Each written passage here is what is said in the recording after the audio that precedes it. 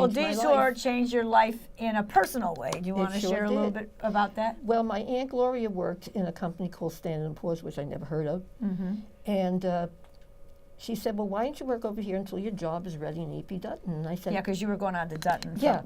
And in those days, they had headhunters. So that's how you got your jobs. After you were established in a good place, then they look for you. Right, because you were, well, when you went to Dutton, I'm assuming at the end of Rizzoli, you were head of distribution and, customer service. That's huge. I mean, that's huge. That distribution is big. It was a lot to do, and I loved it. And I guess that mind really helped keep all the the distribution. Yeah, you have to where remember, everything is, the contracts, the this, the that. And not only that, you're in charge of the insurance and everything. The truck drivers, they knock something down, they call you up, and in those days, if a woman you're was you're like a project manager in a way. Yeah, in a way. Yeah. You know, it was rough because there were very few women in distribution in those days, and was that challenging? Did they?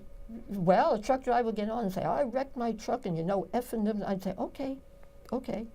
And then, we'd have to get the insurance ready. It was a good job, though. I loved publishing because I get free books. So that was... And you met a lot of great people, too, because they were rolling in and out of there. I met so many.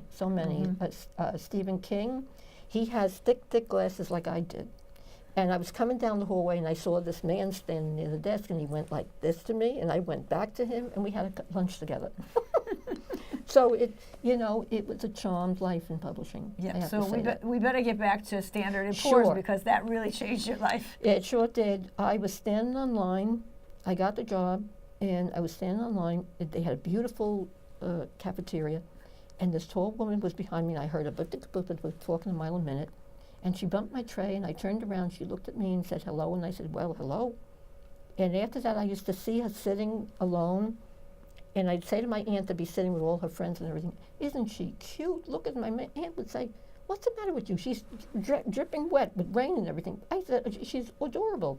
So then, I don't know how we did it, but we got to sit together, and she would read all the time, another reader. And we'd talk and everything. And then we went very slow. We got to like each other. We saw we had a lot of things in common. And I think it was love at first sight for both of us. But how was it in those days? Did you have to, and when did you know, like... Oh, we did it very slow. I mean, we took a year and a half, and we did the old-fashioned way, really to get... And Pat loved my partner. It's hard. I'm sorry. No. She loved to eat. So your mom. My mom said, bring her over here. So once my mother was introduced to her, well, that was it. Pat would be there practically every day, ahead of me, even ahead to eat. And my family got to love her. And my mom and dad just took her in, and that was it. It was incredible. I lost her February 2nd.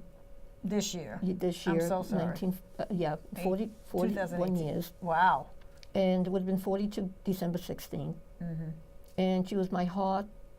She taught me so much in this life. She was a poet. She could play 5 instruments. Quiet woman. Wrote poetry that was read at her memorial. I didn't even know it was there. She was an incredible woman. And she was your soulmate, really. She's my soul. And she's always with me. I think of things she would say, heck no, don't do it that way. And I say, that kind of thing. But I miss her every day.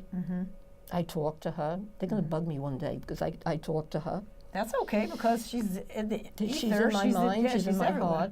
Yeah. And she just loved me to a point where one of my friends, Bertus, he said, she loved the effing out of you. And it was true. She loved me so much, and I thought in my life nobody could love me that much except my mom and dad and my family, but she did. You were fortunate because that doesn't happen for everybody. That doesn't happen for everybody. I was the luckiest woman on earth. Right. So then you go off to work at E.B. Dutton, right. And then went, well, there's so much to, there's so much to ask, but back in the I want to switch back to publishing for a minute. So in the publishing world, there's lots of characters, right? Oh, so yeah. what was maybe one of the most colorful they were lessons or expressions or impressions somebody made on you from that field? There was a woman, Mel Cohen, and she was an older woman, and she tried to take care of herself by running around the entire office about 20 times in the morning. And I used to be sitting there, and we used to be doing some kind of work, and I'd say, yeah, Mel, we got to do it this way. Well, yes, Mel, because she'd keep on running while we're working, because she would have to get those laps in every morning. And I met Ivor Whitson, who was the heir to the Elsevier area in EP Dutton, which is Elsevier Dutton, actually. And he used to come in with a big Panama hat. He was born in South Africa. Long black hair. And he'd come in, and he'd sit there with his sort of pedal pushers, I guess you would say. And we would talk and everything. And it was the staff was, we used to have Queens Boulevard, as we called it. All the gay guys would walk down the hallway. It was a lot of gay people.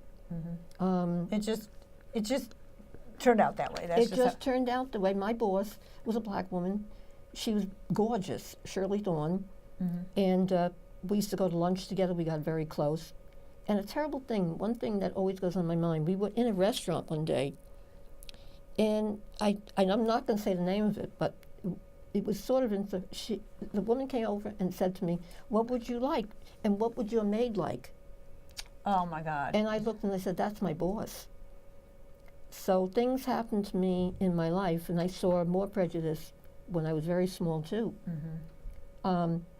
People just didn't understand village people. And we had our own little place down there, and we were a lot of acceptance. Oh, it was all accepted. People used to come down that were, gay or interracial couple or whatever, and it was like a sigh of relief. It's cool down here. Everything's cool. Yeah, everything was fine. I mean, oh yeah, we had our problems. I mean, but not to the extent of hate. Right.